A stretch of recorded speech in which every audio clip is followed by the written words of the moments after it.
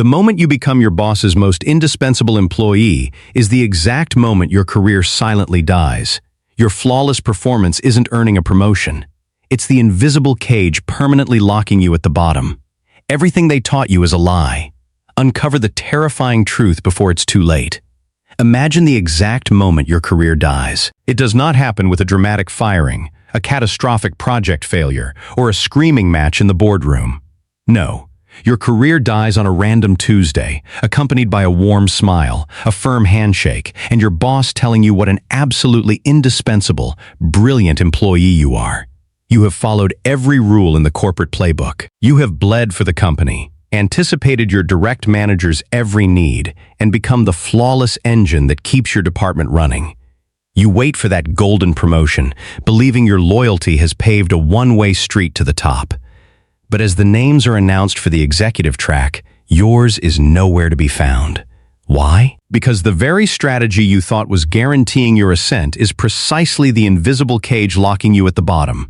Before we uncover the terrifying truth behind this corporate trap, Vuong Guyanaf 02 Main Chow, Qui Viva Cacban. If you want to break free from the matrix of conventional career advice and discover the hidden mechanics of real success, please hit that subscribe button right now to support the channel and fuel our motivation to bring you more eye-opening content. Now, let us dissect the lie you have been sold since your very first day in a cubicle. Every hour specialist, every cheap self-help book, and every corporate orientation aggressively pushes a seemingly flawless formula. Please your direct manager, dedicate your soul to making them look good, turn them into your #1 advocate, and a path lined with roses will organically unfold before you. The logic feels so impenetrable, so incredibly intoxicating, that 99% of the workforce accepts it as an unshakable gospel. The boss is happy, you are happy, the team thrives, and year-end bonuses flow like wine. But reality is rarely authored by theorists who only know how to preach empty corporate poetry. The brutal truth lurking beneath this glamorous veneer is that relentless hard work and a flawless relationship with your direct boss are not your tickets to the top. In fact, if you stubbornly bury your head in the sand, focusing solely on satisfying one single individual, your career is practically signing its own death warrant right in the chair you are sitting in. You see, the fatal flaw lies in a profound structural delusion. The workforce tragically conflates two fundamentally distinct entities, the manager and the mentor. The driving forces, the core motivations, and the sheer operational purposes of these two roles are as vastly different as night and day. A manager is someone compensated by the corporation to ensure you survive today, this week, and this quarter. Their performance metrics, their livelihood, and their bonuses are inextricably chained to your current productivity. A mentor, on the other hand, is the visionary who looks at your future trajectory, entirely unbound by whether or not you submit a status report by 5 o'clock this evening. When you naively rely on your manager to act as your career mentor, you are willingly walking blindfolded into a structural bear trap. The fallout from this delusion does not detonate like a bomb. It is a silent, suffocating poison. It creates no obvious failures. It triggers no poor performance reviews. And it certainly does not get you escorted out of the building by security. Quite the opposite. You will continue to drown in praise, you will receive pats on the back, and you will be immortalized as the employee of the month. Yet, promotion cycle after promotion cycle, your name slips quietly through the cracks. This trap violently clips your wings, shrinking your entire professional reputation to the microscopic dimensions of your current department. You become a tool so flawlessly sharpened, so utterly indispensable to the daily grind, that absolutely no one in their right mind wants to pull you out of the trenches to place you in a position of power. In the eyes of upper echelon leadership, you are not a visionary leader waiting to be unleashed. You are simply an elite workhorse. And that, my friends, is the exact, heartbreaking moment your career flatlines, right when you mistakenly believed you were standing at the absolute pinnacle of your game. To truly understand how this elite workhorse trap clamps shut, we must peer into the mind of the very person you are trying so desperately to impress, your direct manager. When you strip away the corporate rhetoric about leadership and team building, you are left with the cold, hard mechanics of self-preservation. Your manager is fundamentally incentivized to keep you exactly where you are, and the better you are at your job, the stronger that incentive becomes.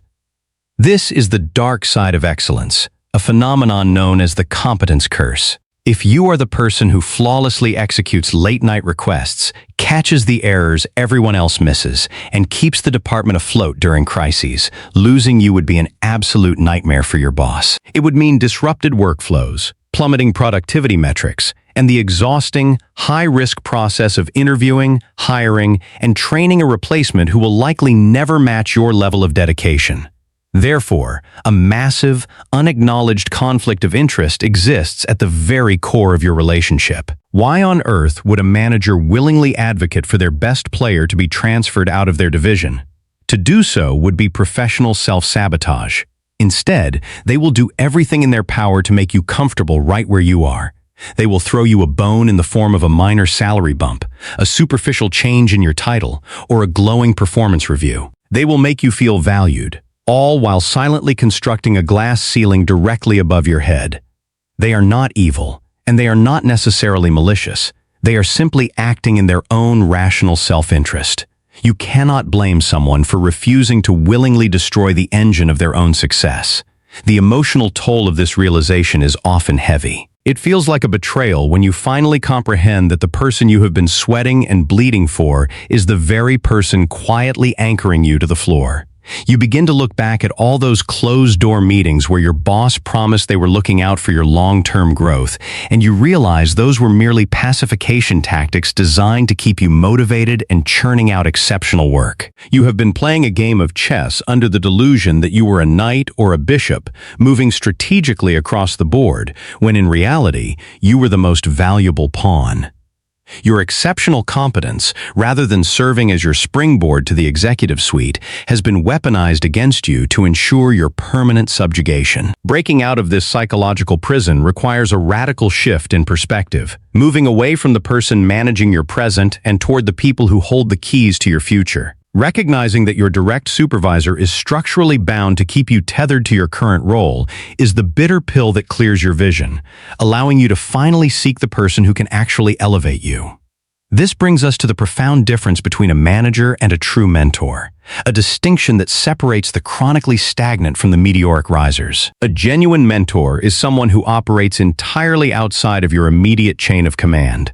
They do not review your daily timesheets, they do not care about your minor operational bottlenecks, and their end-of-year bonus is completely unaffected by whether or not you take a 2-week vacation. Because they are decoupled from your daily grind, they possess the rare luxury of objective perspective. They look at you not as a cog required to keep a specific machine running, but as raw talent waiting to be deployed for the greater strategic benefit of the entire organization. The relationship you build with a mentor is rooted in a completely different psychological dynamic. While a manager asks, "How can you help me hit my quarterly targets?" a mentor asks, "Where do you want to be in 5 years, and what skills are you missing to get there?" A mentor has the political capital, the vast network, and the overarching authority to physically lift you out of the trenches. They are the ones sitting in the secretive, closed-door talent review meetings where the real decisions are made. When a senior executive vouches for you, they are putting their own reputation on the line, and they do so because they see your potential as a future leader, not because you are good at answering emails on a Sunday. Finding this person is a deeply personal and often intimidating journey. It requires you to look beyond the safety of your immediate team and cast your eyes upward and outward. It is about identifying the visionaries within your industry. The leaders whose strategic thinking you admire, the executives who command rooms not through fear, but through profound insight. When you finally connect with someone of this caliber, the emotional relief is staggering. For the first time in your career, you are no longer speaking to someone who views your ambition as a potential threat to their own stability. Instead, you are speaking to an advocate who views your ambition as an asset to be nurtured. They will tell you the harsh truths your manager avoids. They will expose the political blind spots you never knew you had, and they will teach you the unwritten rules of corporate warfare that are never covered in employee handbooks. They transform your career from a series of tasks into a deliberate, masterful campaign. Understanding the monumental difference between a taskmaster and a visionary is only half the battle. The real test lies in how you actively step out of your trench to find these powerful allies without triggering the alarm bells of your current manager. You cannot simply walk up to a senior vice president, declare your brilliance, and demand mentorship. That is the quickest way to be labeled arrogant and politically naive. Cultivating a network of strategic allies requires the finesse of a diplomat and the tactical patience of a grandmaster. You must begin by systematically manufacturing visibility for yourself outside of your immediate department. This means volunteering for cross-functional task forces, raising your hand for company-wide initiatives, and finding subtle ways to solve problems for leaders in other divisions. You are essentially setting up outposts of your reputation across the corporate landscape. The emotional weight of this phase is profound, as it often feels like you are operating as a double agent. By day, you must continue to be the flawless, indispensable employee your manager relies upon. You cannot afford to let your performance slip, because the moment you become a liability, your manager will shift from a passive roadblock to an active adversary. You must keep them feeling secure, completely unaware that you are quietly building the infrastructure for your own exit. You feed them the immediate results they crave, but you stop giving them 100% of your discretionary energy. Instead, you quietly siphon off 20% of your strategic bandwidth to invest entirely in your upward mobility. You use that 20% to invite a director from another department to coffee, asking for their perspective on a broader industry trend. You ask intelligent, probing questions that prove you are thinking layers above your current pay grade. True mentors are drawn to intellectual curiosity and raw hunger. They want to invest their time in individuals who spark their own thinking. As you weave these connections, you slowly transition from being a nameless, faceless producer on a spreadsheet to a known, respected entity in the minds of the people who hold the true power. You are no longer waiting to be discovered by a benevolent boss. You are engineering your own discovery. It is a thrilling, albeit exhausting, tightrope walk. You are managing the anxieties of the person holding you down while simultaneously seducing the minds of the people who can pull you up. This is the hidden art of managing your career matrix, turning what used to be a game of blind loyalty into a masterclass of strategic positioning. Ultimately, this delicate dance of fulfilling your daily duties while quietly building an empire of advocacy culminates in the most profound realization of your professional life. You, and you alone, are the sovereign architect of your destiny. For years, you have been conditioned to outsource your career progression to an institution. You believed the comforting lie that if you just kept your head down, the system would naturally recognize your worth and reward you accordingly.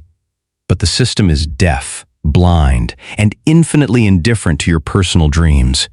It is designed to consume your labor, not to cultivate your greatness. The moment you stop waiting to be chosen is the exact moment you become unstoppable. Reclaiming your agency means severing the emotional umbilical cord that ties your self-worth to your immediate manager's approval. It means looking at the corporate structure, not as a benevolent ladder, but as a complex chessboard that you must learn to play with cold, calculated precision.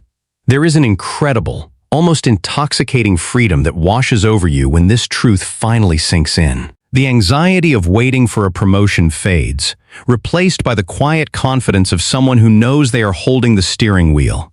You no longer fear the random Tuesday where your career quietly flatlines, because you are no longer relying on anyone else to breathe life into it. You have cultivated your mentors, you have diversified your professional portfolio, and you have built a reputation that transcends the walls of your cubicle. As you step into the next phase of your professional journey, you will carry a distinct aura of power. People will sense that you are not just another desperate employee hungry for scraps of validation. You are a strategic operator who understands the mechanics of the machine without allowing it to grind you into dust. The path to the top is not paved with blind loyalty, nor is it earned through silent suffering in the shadows of a manager who needs you to stay small. It is forged by stepping into the light, demanding your space, and aligning yourself with the visionaries who are brave enough to pull you upward. Take back your power. Stop playing the game they want you to play, and start writing the rules for the game you are destined to win. You are not just a resource. You are a force of nature, and it is time the corporate world felt your impact. In the modern corporate ecosystem, blind loyalty and unrewarded overperformance are not pathways to the top. They are a psychological trap known as the competence curse. Your direct manager is structurally incentivized to keep you exactly where you are because your flawless execution is the very engine of their success. To advocate for your promotion out of their department would be professional self-sabotage. Recognizing this inherent conflict of interest is the first, often painful, step toward your professional liberation. To truly ascend, you must look beyond the confines of your immediate department and seek true mentors, visionaries who operate entirely outside your chain of command. These strategic allies possess the objective perspective and political capital necessary to elevate you, viewing your ambition as a powerful asset rather than a direct threat. However, cultivating these relationships requires the tactical finesse of a double agent. You must maintain impeccable performance to keep your current manager secure and satisfied, while quietly siphoning off a portion of your strategic bandwidth to network, build cross-functional visibility, and engineer your own upward mobility. Ultimately, stepping out of the trenches requires a radical reclamation of your personal agency. You must stop outsourcing your career progression to a blind and indifferent system. By decoupling your self-worth from your manager's approval and deliberately orchestrating your professional trajectory, you transform from a reactive pawn into the sovereign architect of your own destiny. Hard work alone is not a strategy. It is a commodity. The corporate world is not a pure meritocracy that automatically rewards silent excellence. If you allow yourself to become indispensable in a low-level role, you will be permanently anchored to it. True career progression requires you to treat yourself not as a subordinate employee, but as a sovereign enterprise. Starting tomorrow, implement the 80-20th rule of career capital. Dedicate 80% of your energy to flawlessly executing your current job, keeping your manager satisfied and your baseline reputation intact. Take the remaining 20% of your discretionary energy and invest it entirely in your future. Use this time to volunteer for cross-departmental projects, invite a senior leader from another division to coffee, and actively solve problems outside your immediate scope. Stop waiting to be discovered. Map out your company's organizational structure, identify 2 potential mentors outside your chain of command, and find a subtle way to offer them value. Actively engineer your own visibility. Have you ever experienced the competence curse? Feeling stuck in a role simply because you were too good at it? Please leave a comment below sharing your perspective and experiences so we can all learn from one another. If you found this insight valuable, please subscribe to the channel. Your support gives us the motivation to keep producing thought-provoking content to help you master your career and your life.